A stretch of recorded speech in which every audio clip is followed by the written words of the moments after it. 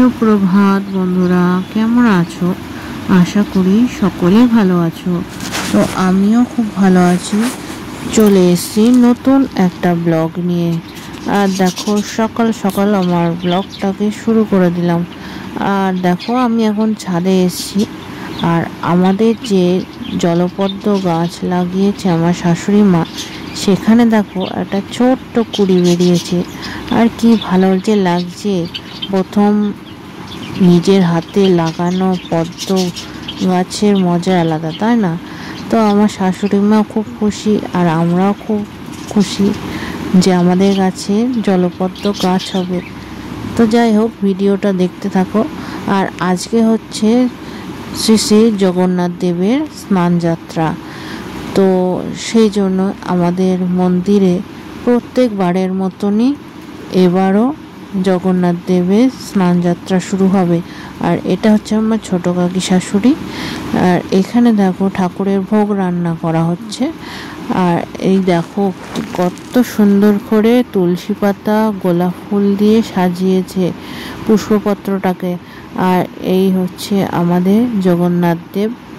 আর পাশে বসে আছে আমার ছোট দেওর, মানে আমার ছোট কাকি শাশুড়ির ছেলে।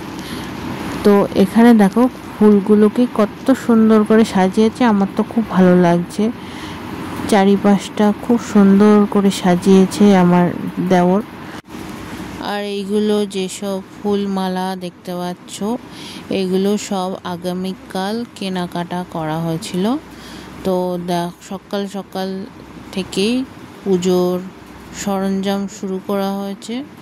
আর এইখানে দেখো গোলাপ ফুল, তারপরে তুলসী পাতা আর গাঁদা ফুল দিয়ে পুষ্পপত্রটাকে সাজিয়েছে।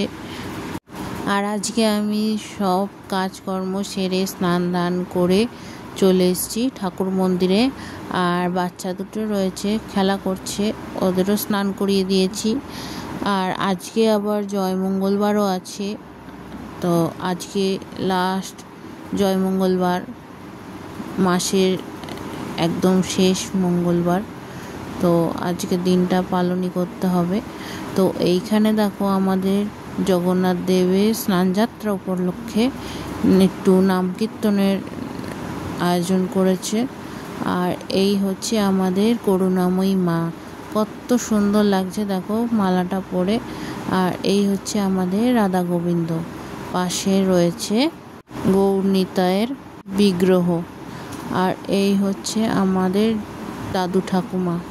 দাদু ঠাকুমার মূর্তিও আমরা মালা দিয়ে সাজিয়ে রেখেছি। তো বেশি বকবক করছি না, দেখতে থাকো ভিডিওটা, কারণ বেশি বকবক করলে তোমরা কি দেখবে বলো। তো চলো ভিডিওটা দেখতে থাকো।